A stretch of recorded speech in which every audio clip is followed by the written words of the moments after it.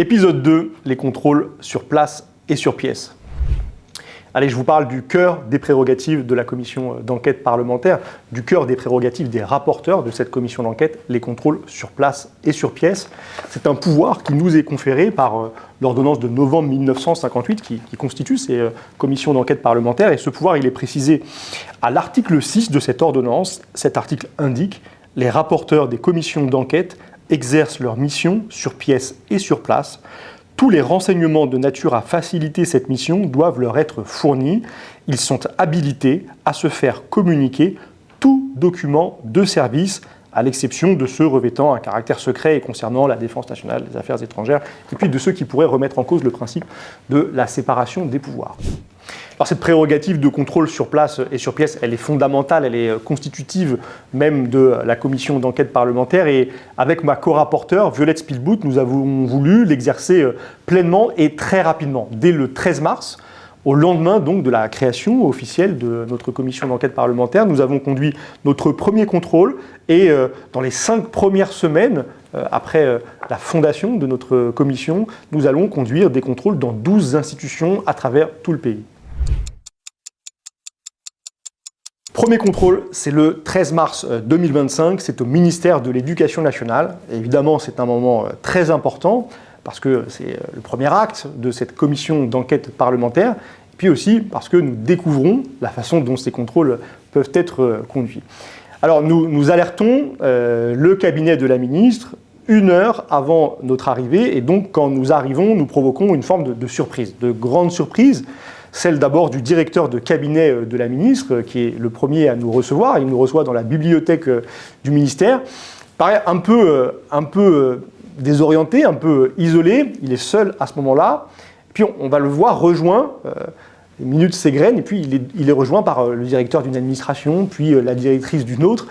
Certains semblent même parfois terminer leur petit déjeuner et arriver de façon assez précipitée. Et puis très vite, une discussion très sérieuse s'ouvre et nous faisons valoir nos prérogatives. Et nous demandons à ce que nous soit communiqué toute une série de documents. Nous avons préparé une liste très précise de documents que nous demandons. Et dans un premier temps, le directeur de cabinet de la ministre de l'Éducation nationale semble remettre en cause, en tout cas vouloir discuter nos prérogatives. Il considère qu'il lui faut un éclairage juridique, puis il laisse entendre qu'il lui faudra beaucoup de temps pour nous fournir les documents qui nous sont demandés. Je me rappelle que le directeur de cabinet, par exemple, il doit être à peu près 10h30 ce matin-là, nous demande si nous ne voulons pas réserver un repas, puisqu'il nous dit que la journée va être extrêmement longue et qu'il lui faudra au moins plusieurs heures pour nous transmettre une partie seulement des documents que nous lui demandons. Et là, à ce moment, je dois dire, c'est aussi un moment important et fondateur dans mon lien, ma relation de travail avec ma collègue co-rapporteure, Violette Spielbout, parce que nous n'avions pas imaginé d'être confrontés à cette forme de résistance au contrôle. Et elle et moi, nous allons faire respecter les prérogatives de la commission d'enquête parlementaire. Nous allons rappeler que si nous sommes là, c'est par la volonté de l'Assemblée nationale, que si nous sommes là, c'est doté de pouvoirs précis, notamment de ce pouvoir de contrôle qui nous autorise à saisir des documents. Et nous allons indiquer que nous savons parfaitement qu'une partie, en tout cas, de ces documents sont immédiatement disponibles. Et alors que le directeur de cabinet de la ministre, qui ne l'est plus d'ailleurs aujourd'hui, tente une nouvelle fois d'essayer de nous convaincre du temps qu'il lui faudra pour les réunir, nous disons à ce directeur de cabinet que la presse, nous avons massé à l'entrée du ministère, qui est là très nombreuse, eh bien si il ne coopère pas, sera informé de cette façon de vouloir contourner le contrôle. Et là, on sent que tout d'un coup, il y a quelque chose qui se passe, et très rapidement, les premiers documents nous sont ramenés dans la bibliothèque du ministère de l'Éducation nationale, et puis d'autres nous seront encore transmis par voie électronique le soir même et dans les jours suivants. Mais bref, nous repartons du ministère de l'Éducation nationale avec beaucoup de documents, des documents très importants, des documents qui vont nourrir ensuite un très grand nombre de nos auditions. J'ai en mémoire notamment, nous repartons avec un courrier du secrétariat général de l'enseignement catholique, qui est un courrier qui marque une résistance, une opposition de l'enseignement catholique au contrôle des établissements, et c'est un courrier de novembre 2024, donc il est très récent. Il contredit beaucoup des déclarations publiques des représentants de l'enseignement catholique. Nous saisissons aussi des documents, des correspondances entre cabinets ministériels qui portent, par exemple, sur la question de l'établissement privé sous contrat musulman Averroès, et qui vont nous permettre de révéler un deux poids, deux mesures dans le traitement de cet établissement. Et puis, nous saisissons aussi des annexes au rapport, par exemple, de l'inspection générale sur Stanislas, les PV d'audition des élèves, des parents d'élèves, qui vont être très précieux là aussi, parce qu'ils permettront de constater des faits de violence systémiques, d'homophobie, de violence sexiste. Donc des documents précieux, un contrôle fondateur, une relation de travail et de confiance qui se construit avec ma co-rapporteure Violette Spielbout. Vraiment, ce premier contrôle du 13 mars au ministère de l'Éducation nationale, il déclenche au fond la dynamique de travail de la commission d'enquête parlementaire. Alors, deuxième contrôle, c'est Betaram. Betaram et les institutions alentours, dans les Pyrénées-Atlantiques, dans la région académique de Nouvelle-Aquitaine.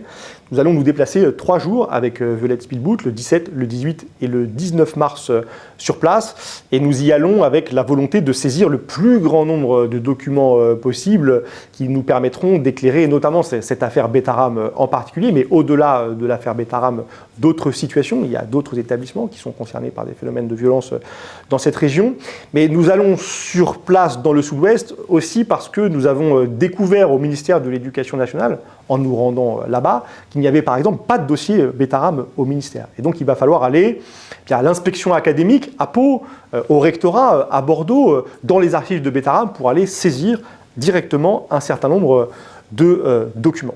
Alors, le 17 mars, nous sommes à Pau, à l'inspection académique, puis à la préfecture. Le 18 mars, nous nous rendons au collège-lycée Beaurameau, anciennement Betaram, c'était une vingtaine de kilomètres de Pau. Puis nous visitons le conseil départemental des Pyrénées-Atlantiques, et puis nous traversons le département pour nous rendre à Bayonne. Nous allons d'abord au diocèse de Bayonne, et puis à la direction diocésaine de l'enseignement privé catholique du département. Et puis le 19 mars, nous irons à Bordeaux, au rectorat, et nous aurons un entretien avec la rectrice de l'académie et un certain nombre de responsables de l'éducation nationale. Alors pendant ces 3 jours de contrôle, nous allons prévenir généralement la veille au soir pour le lendemain les institutions que nous allons visiter. D'une façon générale, nous allons être plutôt bien accueillis avec des interlocuteurs qui vont coopérer. On va nous ouvrir les portes et nous permettre d'accéder à l'essentiel des informations que nous sommes venus chercher, même si certaines ne nous sont pas communiquées. On nous dit parfois qu'elles sont introuvables, qu'elles n'existent pas ou qu'elles n'existent plus. Et je dois dire que c'est là aussi une des limites de notre action. Nous n'avons pas forcément les moyens de vérifier certaines des affirmations, d'être absolument sûr que tous les documents qui ne nous ont pas été transmis ne l'ont pas été parce que ces documents avaient disparu. Je reviens à sans doute ce temps fort de ce déplacement dans le sud-ouest, c'est bien sûr notre visite à Betaram, dans l'établissement aujourd'hui renommé Beaurameau. C'est un moment très important. D'abord, c'est important d'aller sur place. C'est important de prendre possession des lieux. Pendant cette visite de l'établissement, nous avons demandé à aller dans les anciens dortoirs pour nous rendre compte de la configuration de ces espaces. On sait que c'est là que la grande majorité des viols, des violences sexuelles commises sur des enfants ont été perpétrées.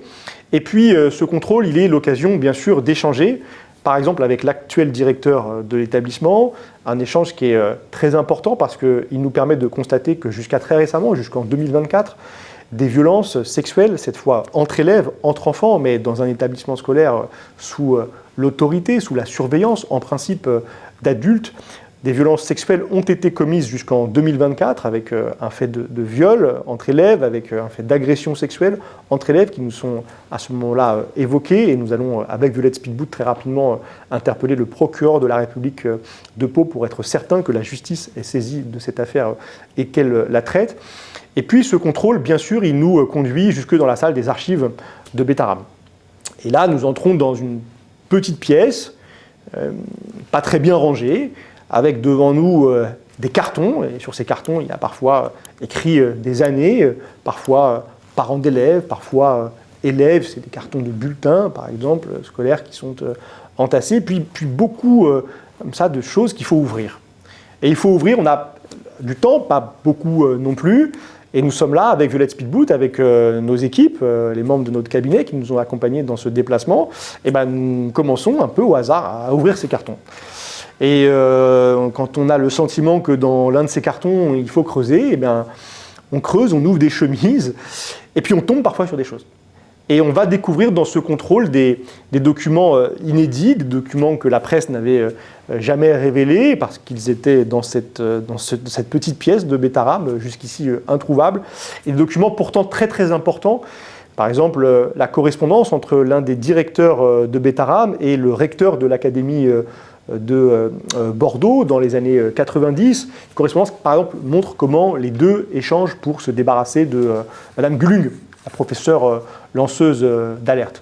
On découvre un document que j'utiliserai plus tard pendant l'audition du Premier ministre qui témoigne d'échanges entre le directeur de l'établissement et François Bayrou, qui est alors ministre de l'Éducation nationale et président du Conseil départemental des Pyrénées-Atlantiques. Document très important donc, ce sont des pièces, des éléments de fait qui vont nous permettre, lors de nos futures auditions, eh bien, d'être présentés et d'être confrontés aux déclarations de ceux que nous entendons. Autre souvenir très poignant de ce déplacement dans le sud-ouest, c'est la présence des victimes. Des victimes de Betaram, des victimes de ces violences commises par des adultes ayant autorité sur des enfants dans des établissements scolaires, au-delà donc aussi de Betaram. Et cette présence qui se manifeste à certaines de nos étapes où bien, nous découvrons que nous sommes attendus avec Violette Speedboot, que certains ont eu vent de notre déplacement et ont tenu à venir à notre rencontre, à nous transmettre leur message, leur témoignage. Et je dois dire que cette présence des victimes, elle a beaucoup compté, elle a rappelé la gravité de la question que nous traitions et la très grande responsabilité que nous avions, Violette Speedboot et moi, à s'être vu confier cette tâche de mener à bien notre commission d'enquête parlementaire.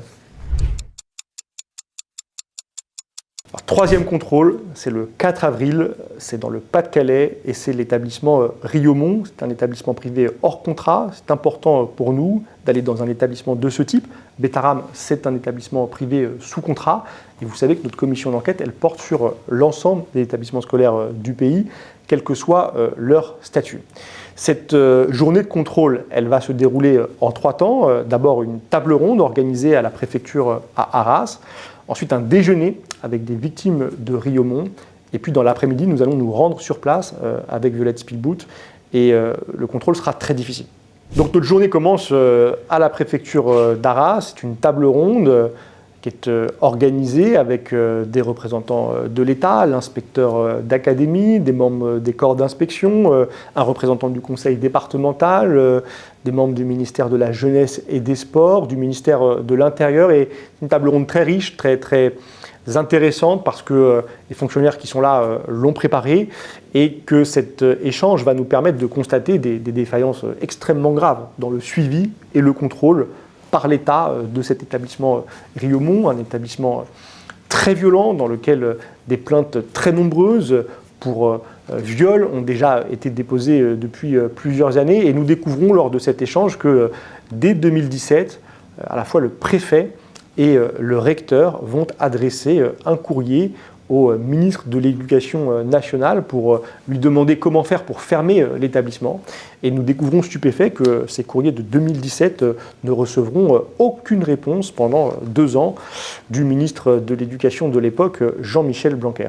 Après cette table ronde, qui est importante, et elle est aussi importante parce que nous rencontrons des fonctionnaires et à la fin de l'échange, ils nous encouragent à poursuivre nos travaux. On sent qu'il y a une attente aussi du côté de ceux qui sont, si j'ose dire, en première ligne de ces questions, de voir notre commission d'enquête travailler, avancer, peut-être pour doter bien ces fonctionnaires de moyens, de prérogatives nouvelles pour pouvoir mieux agir contre ces phénomènes de violence que parfois ils constatent sans pouvoir véritablement les combattre.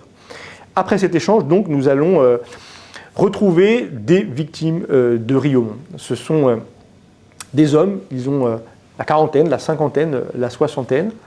Nous allons les retrouver pour déjeuner, et ce déjeuner, j'en garde un souvenir très ému, très précis, parce que je suis face à des hommes qui ont vécu des violences que je n'aurais jamais pu imaginer. Des violences physiques, des violences sexuelles, mais ce sont des hommes qui, enfants, ont été affamés, qui ont été torturés, auxquels ont été infligés des véritables travaux forcés. Et c'est véritablement la description d'un enfer qui nous est fait par ces victimes, avec lesquelles nous repartons en début d'après-midi et nous prenons la route pour l'établissement Riaumont, établissement donc où nous arrivons en début d'après-midi pour un contrôle qui va être le plus difficile des contrôles de cette commission d'enquête parlementaire. Ce contrôle, il est difficile d'abord parce que nous rencontrons une opposition à son principe de la part d'une partie des prêtres qui sont sur place. Nous sommes reçus par une sorte de comité d'accueil avec des panneaux, des pancartes, des gens qui nous suivent à peine arrivés sur place, à peine être entrés dans la grande salle où on nous reçoit. Il y a là un avocat qui est très pressant et sentiment qu'il y a une volonté de contrôler le contrôle. Et donc là encore, il faut faire respecter nos prérogatives, rappeler notre cadre d'action. Il est précis, il est circonscrit, mais il est plein. Et donc, il va convenir pour Violette Spielbout et moi eh bien, de mener à bien ce contrôle. Et donc d'accéder à tous les endroits dans lesquels nous voulons aller. Nous allons notamment dans une salle où des archives sont réunies pour saisir une partie des documents. Nous souhaitons vérifier qu'il n'y a plus d'enfants sur le site, et donc nous allons aussi regarder du côté des dortoirs, des chambres, pour être certain qu'il n'y a plus d'enfants qui sont accueillis dans cet établissement. Et puis ce contrôle sur place, il va être l'occasion bien de parcourir des lieux qui sont ceux dans lesquels les horreurs commises sur des enfants nous ont été décrites au moment du déjeuner. Et nous passons notamment à côté de sortes de châteaux miniatures, mais ce sont comme, disons, la taille de maisons. Et c'est absolument glaçant que de les découvrir après avoir entendu comment ils ont été construits, c'est-à-dire par la force, en obligeant des enfants, la nuit parfois, en plein hiver, des enfants en short de cuir, à porter des pierres, à traîner des brouettes de ciment pour bâtir ces forteresses depuis lesquelles ces enfants étaient amenés à simuler de véritables batailles avec des haches. On les invitait à se battre les uns contre les autres, on les forçait à se battre les uns contre les autres, et c'est bouleversant que de voir les lieux de pareille violence, ce décor qui est celui d'un enfer fait aux enfants. Alors, quatrième contrôle, il est à Châlons-en-Champagne, dans la Marne, autour d'un établissement public, le lycée Bayen, établissement public, après donc l'établissement Riaumont privé hors contrat et Bétaram privé sous contrat. Et nous allons dans cet établissement parce qu'il y a eu des faits très graves, des viols qui ont été commis par un enseignant sur des élèves pendant des années, des agressions sexuelles, parce que l'inspection générale s'est aussi saisie de cette situation, puisqu'il y a eu des défaillances, là encore, majeures, des défaillances dans la transmission d'informations d'un ministère à un autre. Cet enseignant, il intervenait dans une section particulière, celle des arts du cirque, et une partie des enseignements étaient dispensés dans une structure qui s'appelle le Centre national des arts du cirque. Dans cette structure, très vite, on prend en compte la parole des élèves, on prend des mesures pour protéger ces élèves, alors que du côté du lycée et du ministère de l'Éducation nationale, donc, on se rend compte qu'il faut plusieurs mois avant que, là encore, une lanceuse d'alerte, une enseignante, ne soit suffisamment prise au sérieux pour que des mesures soient prises. Donc c'est le diagnostic de ces défaillances dans la transmission des informations, de la lenteur de la réaction de l'Éducation nationale qui nous intéresse à l'occasion de ce contrôle. C'est un climat très lourd, très grave, avec des faits qui sont très récents, mais des faits d'un individu, d'un enseignant isolé, qui a commis pendant très longtemps ces crimes, mais une situation qui est différente de celle que nous avons pu constaté à Riomont ou à Bétarame, où là, ce sont des groupes d'agresseurs, des groupes de criminels qui, pendant des décennies parfois, ont pu perpétrer leur violence. À Châlons-en-Champagne, notre journée se déroule en 3 grands moments. D'abord, une table ronde à la préfecture de la Marne avec le préfet, la procureure de la République, le recteur de l'académie, l'inspecteur d'académie et un représentant du conseil régional. Et puis nous avons un déjeuner avec les représentants des parents d'élèves et l'enseignante lanceuse d'alerte avant de nous rendre au lycée Bayen où nous allons rencontrer la proviseure et son adjointe. Alors à l'issue de ces 4 déplacements qui nous ont conduits à contrôler une douzaine d'institutions, que peut-on retenir ?